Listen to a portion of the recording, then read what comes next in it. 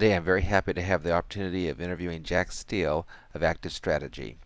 Jack is passionate about getting clients results by improving the way they deploy strategy, quality and performance excellence initiatives across the organization. Jack has worked with and consulted for some of the world's largest corporations, including AT&T, Eli Lilly and Company, Chevron Oil, Dow Chemical, Merrill Lynch, Chase Manhattan Bank. His clients' achievements include 2 Baldrige Awards, 2 Baldrige site visits, 1 Deming Prize, and 2 Florida Sterling Awards. Now let's hear from Jack. Good morning, Jack. Morning, Gary. Thank you for spending time with us today. My pleasure. Jack, could you tell us about your training and work experience before founding Active Strategy? My training is in industrial engineering. I've got a degree in industrial engineering, a degree in systems engineering, so it's very appropriate for the type of work we do in the process improvement areas. My work history has been largely operational management, general management, and then executive management, so it's mostly been in the line type work. Florida Power is where you began your work in quality management? Right, Florida Power and Light is where I began the quality management work about 27 years ago, actually. Coming out of Florida Power and Light, I've had a couple of different consulting businesses to help other organizations of all kinds improve their business results. Now you have Active Strategy, and it's experiencing very good growth. What is the mission of Active Strategy?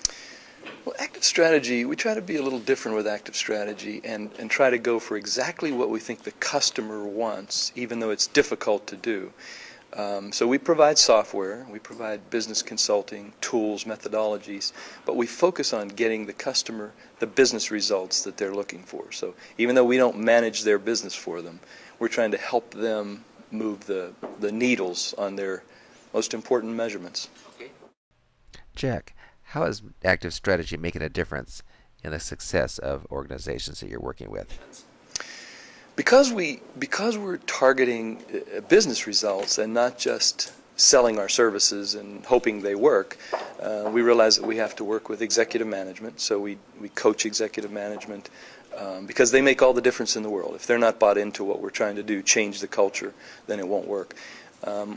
We help them with methodologies, with tools, with events, with approaches to actually focus on driving the business results that they care about the most.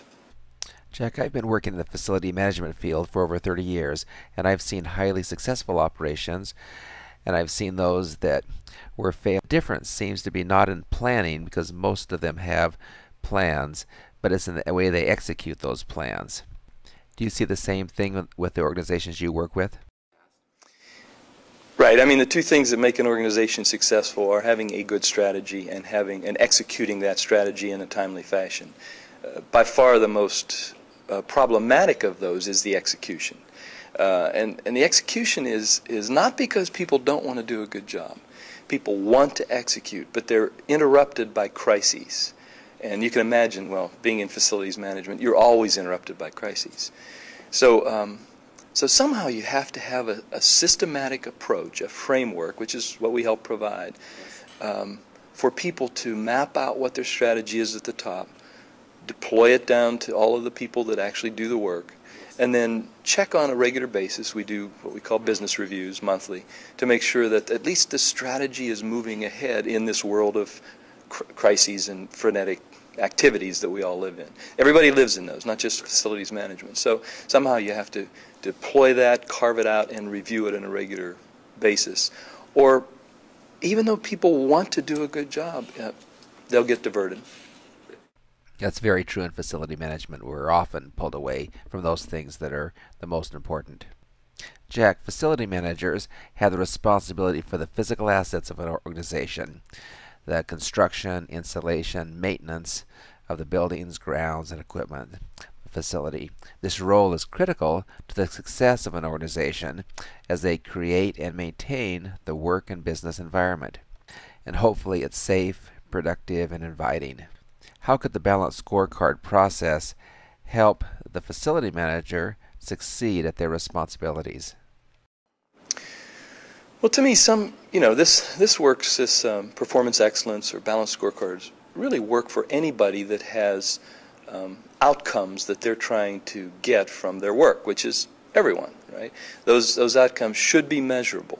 We want to do them faster. We want to do them cheaper. We want more productivity. We want more enticing facilities.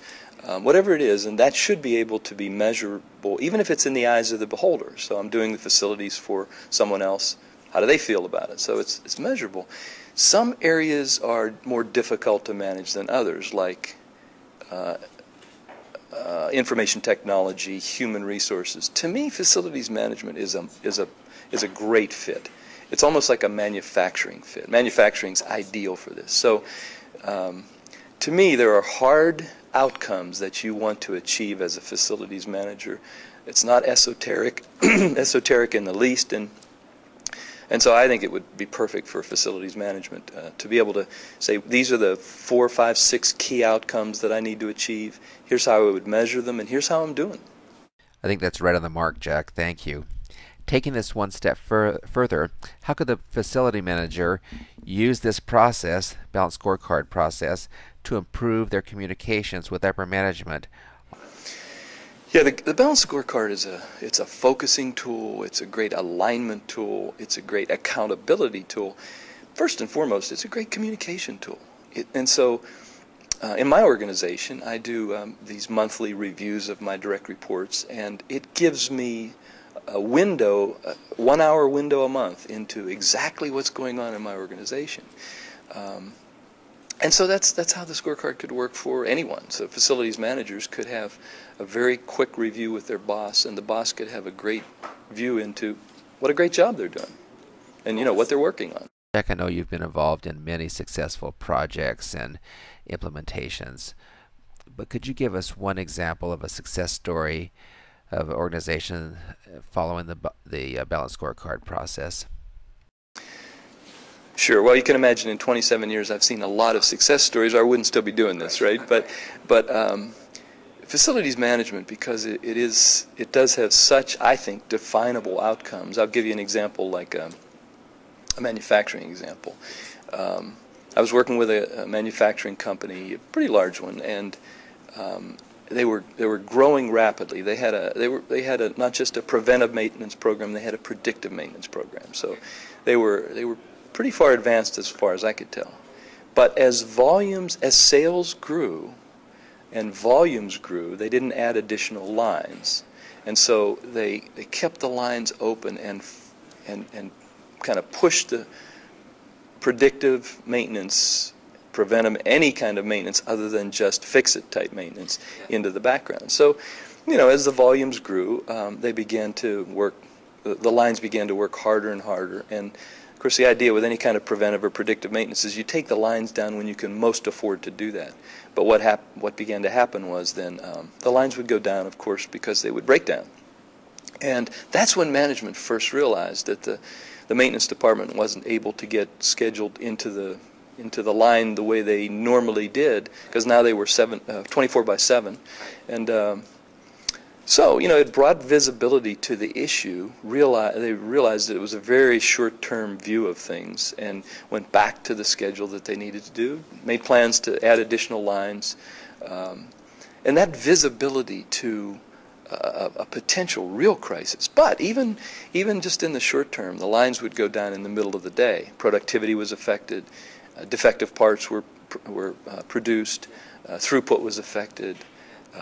Profitability was affected. So, there's just an example. Some things are very obvious to people, like the line is running, up and running. Some things aren't, like preventive maintenance and predictive maintenance. And a scorecard makes all important things visible. Facilities management has a lot of important things that are not particularly visible to everybody. Jack, thank you very much. It was great advice.